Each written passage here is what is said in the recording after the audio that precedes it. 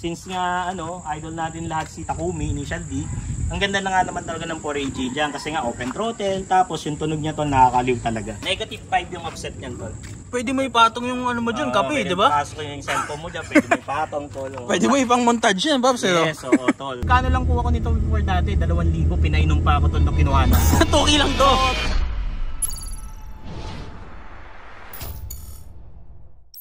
What's up, heroes? What's up sa inyo mga patatas? Babalik naman tayo guys, no? Syempre naman sa ating panibagong video. Marami nagre-request ng video natin na to ni Idol Boss Jet Gene na i-shoot natin yung kanyang Corolla. And after siguro 2 years na nag-vlog, ngayon lang natin ma-feature kasi syempre medyo malayo rin siya. And sobrang busy tao niya ni Idol Jet, no? So anyway, para sa mga Corolla boys natin dyan, kung gusto nyo makakita ng mga rare parts para sa Corolla nyo, panoorin nyo itong video na to and tapusin nyo kasi andito talaga lahat. May mga parts akong never ko pa nakita sa ibang Corolla na nandito sa kotse na to. So, dahil bago natin ituloy yung video, gumawa tayo ng panibago natin YouTube channel, especially para sa mga motor, mga motorcycle reviews naman guys. Search nyo lang Rich Potato Moto, lalabas na agad yan dyan. So, kung mahilig kayo sa mga motor, sa mga tayo look, sa mga big bike, sana supportahan nyo yung panibago nating YouTube channel. Di natin papatagalin yung video. Simulan na agad natin. Let's go! Welcome back guys sa ating panibagong video. So ito na yung pinakihintay ng lahat, Pops eh. Hindi naman tol. Kilala ka ata sa Corolla eh. Hindi ako boss yung kilala yung kotse. Alam ko naman na maraming nagre-request na to. I-shoot natin to, no? So, ayun, simulan natin. Kamusta? Ay, kamusta tol? Mailap yung kotse mo, Pops eh, no? Hindi naman tol. Bihira ko makita sa Facebook to eh. Oo, medyo mailap sa Facebook tol. Konti lang picture ng sa Facebook tol. Napaka-konti lang. Hindi, actually ito yung first na kotse kong binuo eh. Kumbaga ito yung pinaka parang project car ko nung nagsimula ako mag-kotse. 12 years na siya sa akin actually. Tagal na rin, no? Tagal na rin, no? Kompleto na yan? Kompleto naman siya actually. Kumbaga kung may idadagdag ka dyan, siguro mga abubot na lang or what. Pero kung siya as is, okay naman na siya. Curious ako, gano'n nakatagal yung pintura na to? Yung paint nito tol, 11 years na. Tapos wala kang garahe tol. Walang garahe to? Walang garahe yan. Ulan araw yan. Tapos nito lang recently yan na hindi nagamit siya talaga. Oo, ganyan lang nung araw yan. Sa Manila kasi to base kasi before, di ba? So nasa bangketa lang siya. So araw-araw lang siya nililinis, pre. Masinop lang talaga maglinis. So dati before, daily car siya. So lagi siyang nililinis, pre. So alaga lang naman kung ano yung maintenance na sinabi ng pintor before, yun lang yung ginawa ko. So, before pa ako mag-start mag-vlog, Pops, as in bumubuo pa lang ako ng Corolla, nakikita ko na to. Oo, tol. Medyo matagal na rin siya. Kumbaga na siya, tawag dito, history na rin siya tol sa tagal niya. Mga kasabay ko pre, wala na rin, tapos na rin yung nila, projects nila, kumbaga na part out na rin. Pero ito pa rin siya. O simulan natin sa harapan. Bakit ka naka wagon face? Yung wagon face kasi tol, pinauso yan kasi nung sikat na nag-auto na si Mr. Pau Bibal. Actually siya yung nagpasimula tol na yung wagon sprinter setup. So nung GT days, Grupo Toyota days, old setup, siya yung naglabas ng ganito yung mukha, tapos nasali niya sa transport show. So nag-catch yun sa appeal ko na ang ganda pala ng ganung setup. Sabi ko pag magkakaroon ako ng auto, gusto ko ganun din yung setup. So before mauso yung wagon setup, ano ang uso dati? Actually stock lang tol. Ito actually tol yung sa Banawe pre, 2.5 lang yan pre, hindi yan pinapansin. Yung dati? Wagon face, oo tol, hindi yan pinapansin kasi ang tawag nila dyan, Batman ang tawag nila. Tapos nung simula nang nakita nilang i-setup sa ganito, kasi ang maganda sa model ng Corolla na to, marami siyang naging version. Meron siyang wagon, meron siyang sprinter, yan, libin. Kumbaga ang dami niyang mukha. Ito, kinumbine na. Ito yung sa sprinter, ito yung sa wagon. So kinumbine nila. So umubra siya para makabuo ng ganyang setup. Pero nung nakuha mo itong kotse, hindi pa yan wagon? Yes, oo. Actually ano pa yan. Nung nabili ko to, actually may una pa akong Corolla na small body before. So may apple green pa akong nauna. Nung medyo natuto na ako magbuo, saka ako nalaman na may value pala itong mga sprinter, bumper, wagon face yan. Pero nito na lang, umangat yung mga value niyan? Yes, actually mataas din naging appreciation ng value through the years talaga ng mga setup. Kasi before, magkano lang itong wagon? 9,000, 10,000 ngayon. Konti pa rin naman yung tinaas, pero I mean, yung rarity niya tol, yung pagdating niya ng items, medyo na rin eh, kumbaga nauubos na rin yung gamit. Sa mukha, ano yung fog light na ginamit mo dito? Yan, PIA fog light yan tol. Galing din yan sa Surplasan lang din dati. Japan din na PIA yan tol. Siguro, before, magkano lang bili ko? Nasa around 2.5. Siguro mga 5, mga ganun siguro. Tapos, yung rarity niya na ganyan, bihira rin. Kasi, etong team na to actually, yung mukha niya, ginaya yung mukha ni Takumi. May fog light si Takumi, di ba? Ayaw nga no, may resemblance no? Oo, kumbaga before, yung ginagawa nila to, yung ito, pinapalitan nila ng fog light yan na yellow, na pangkarib. So yung nakuha ko to before, nakakabit na to dito. kasi yung unang may-ari nito, mahilig sa initial D. Diyan na minount yung fog light na yan. So bumagay talaga. Kasi ang fog light talaga, Ichigo ba yun or what? CB. CB talaga eh. Halos kamukha siya ng CB na fog light eh. Sa side profile, papi, ito. Ito sa pinakamadalas kong makita talaga eh. Air suspension. Yes, so no? Kasi tol, yung Corolla na to, ito yung team na resto mode na JDM. So kung yung mga bagong JDM kasi na kotse ngayon, ang combination nila is yung new technology saka old technology. So pino-combine na nila ngayon yan. Wherein yung air suspension is the new technology of the 20th century. And then yung yun, EFI na, unlike nung before, carb type pa siya. So kino-combine nila yun sa old school. So ito yung kinakalabasan niya. So mas maganda yung tindig. Nagkakaroon ng form and function yung kotse. So hindi na lang siya forma na lang sa tindig. Wherein ito, pwede mo siyang gamitin kahit saan kasi yun nga, naka-air suspension setup siya. Kamusta yung kapag ganyan kababa? Yan, actually, yung itong nakababayan, tawag dyan, naka-air down na siya, hindi na siya movable. Kumbaga pang parking lang. Pang parking na. Kasi ito, nakababa na yung talangka niyan eh. Mukha lang siya mataas, pero yung pinaka-bottom part niyan, halos nakahalik na yan sa lupa. Tapos yung fenders mo, nakakapit na yung gulong. So, nakatak na siya. So, ang gagawin mo para mag-rolling siya, magtataas ka lang ng konti. Yung una pang gumawa nito, si Dipper pa, si Earl Diego pa. So, before yung air suspension tol, wala pang China masyado na components. Ito, yung kinabit siya, all original pang air suspension, galing US pa siya. Yung Bi-Air, AccuAir pa yung nakakabit dyan. Yung mga fittings niyan from US din. So, talagang durable siya. Kasi itong air suspension setup natin, actually, 7 years na siya. Pero nung time na yun, parang wala pa nag-air suspension, madami, no? Konti pa lang. Sa particular na unit nito, 2 lang or 3 lang kami nakapag-air suspension. Tapos ngayon, parang ako na lang ata. Or meron ng isa na bago, si Ken. Yun, si Ken. So, yan.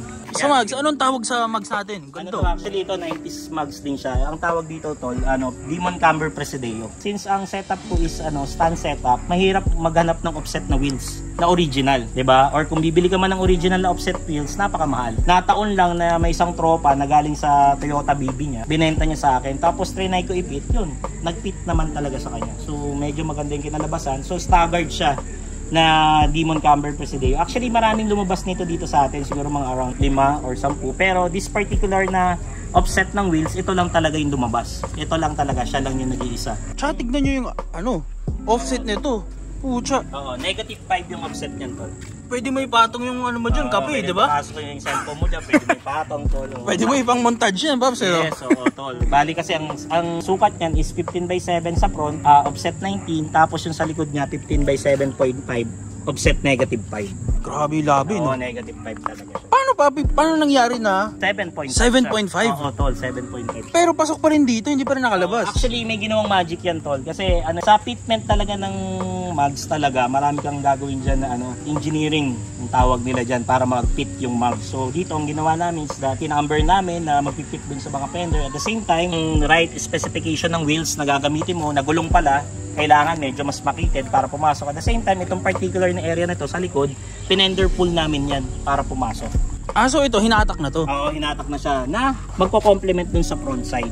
So para siyang pantay, di ba? Parang hindi nga no? Oo, tingnan mo kung papansin mo, parang hindi siya binago. Pero tol, pag nagkabit ka tol ng ordinary na rims na 15/7 na yung offset niya hindi ganyan, makikita mo tol, na ang layo na nung pinender pull mo. May magic pala to, Babs. Oo, may magic yan. Dito naman sa likod, ito ang famous Lodi na plate. Actually, galing lang yun sa tropa. Since di niya ginagamit yung plaka, sabi ko, kabit ko nga to, tol. Mga recent lang yan, siguro mga around 2018 or 2017 ko lang nakuha yung plaka niya. Sabi ko, kabit ko nga pag nag-show ako. Tapos yun, para naging trademark niya na rin na nakakabit siya lagi dyan. Maganda yung muffler ni Papi. Oh, actually, yung muffler na yan is ano yan, yung FJK yan. Oh, dito. Dito yun. FJK siya. Oh. Yan, na center tip. Ano to? Ngayon lang ako nakakita ng ganito Yan, at tol yung tol, isa sa mga original part ng E92 yung rear sunshade tawag nila dito. Oo, medyo rare din tong part na to kasi siya talagang bolt on talaga dun sa likod ng likod ng salamin ng Corolla. Pang AE92 yan? Yes, pang AE92 talaga siya. Bolt on to?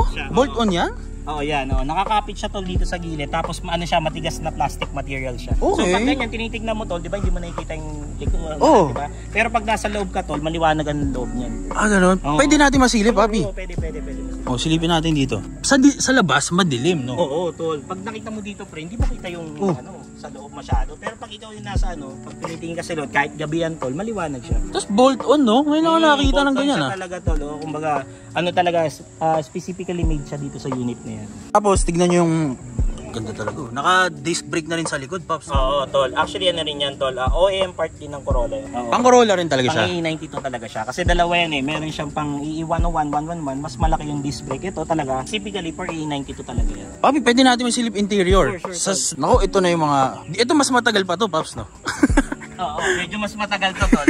Marami tayong nakalagay rito. Okay. Medyo mas marami siyang abubot dito, tol. Ito, makikita mo itong steering wheel na to. Ito yung Tom's Robot na tawag natin na steering wheel na pang Toyota. Tapos ang ginawa ko lang is that para lang mag ano dun sa team ko na TRD siya, pinalitan ko lang siya ng TRD horn button, TRD na chip knob. At the same time, ito original na left hand long gauge. Yan, sa pang Corolla rin na GT. Tapos ito, GT rin yung pinaka ano niya, yung center console niya. Rig black.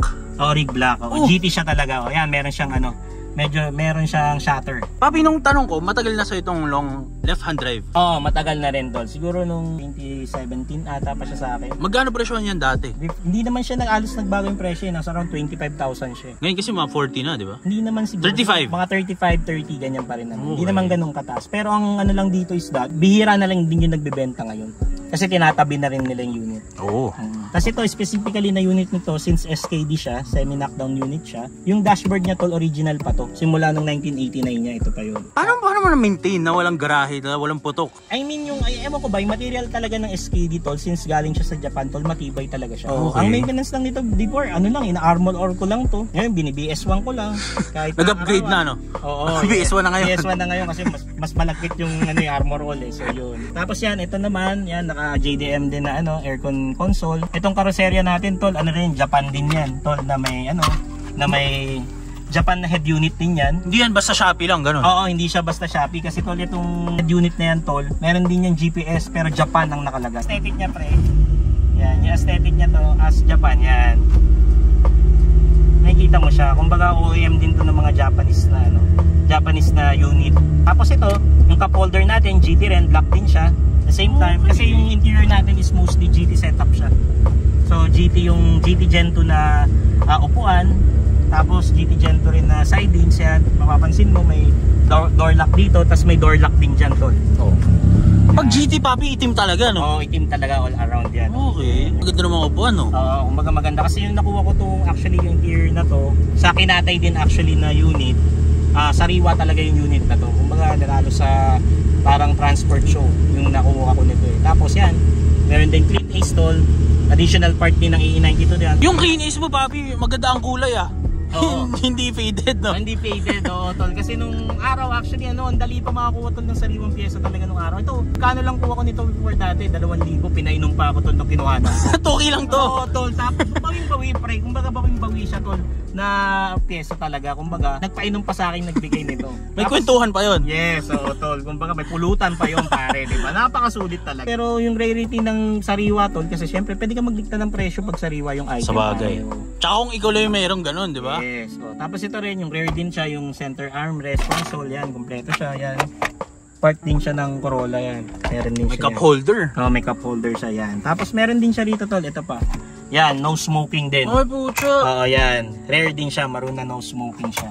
Tapos meron din siya burger tray, tol. Ay, putik. OEM din yan na bolt-on, tol, yan. Ngayon lang ako nakikita nito in person. Ganun ba? Parang meron naman ata. Wala, tol. Wala ba? Ang ganda, oh. Oo, yan. Actually, saktong-sakto dyan yung burger mo. Tapos yung may McDo ka, tol, saka yung fries. Kasama dyan. Ngayon lang ako nakita in person. Kasi curious ako, ano yun, nakapatong lang dyan? Yung pala natutupi, no?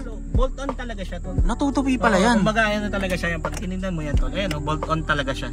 Hindi may siya, abang, no? May abang talaga siya, tol. Hindi siya yung tipong tag daw pinaobra lang. Nakaabang talaga. Tignan mo, natitiklop siya papasok. Okay yun, ah. Pwede mo siyang ilabas.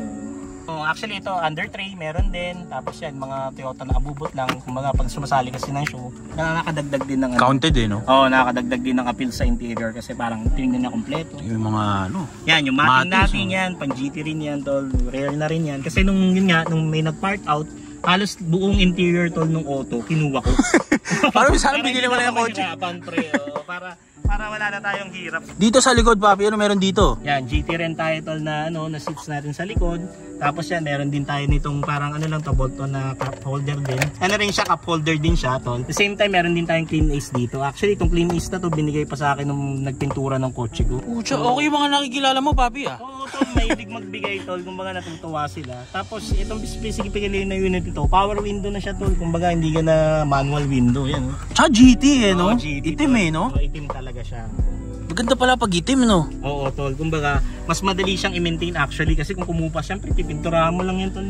Bubugaan lang, ano? Bubugaan mo lang ng binil na black yan, tol. Mami-maintain mo lang, di ba? Ganda ng interior, guys. Oo. Pang, kompleto, no? Kompleto. Papi, yung makina, pwede masilip. Ay, sure. Nung binuksan mo yung, medyo galit, eh.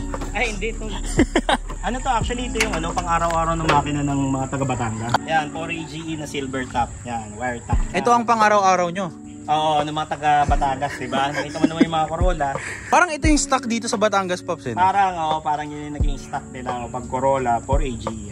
Hindi kasi ang maganda kasi dito 4AGE, lalo kung 4A series ka galing, bolt-on na siya. So yan, pag 4FT ka, magtuturbo ka, 2E dapat yung makina mo, 2E series, ganyan. Pero pag naka-ano ka, 4A series ka, kung galing kang 4AF, maganda 4AGE na. Kasi parang hindi ka na magpapalit ng mounting, etc.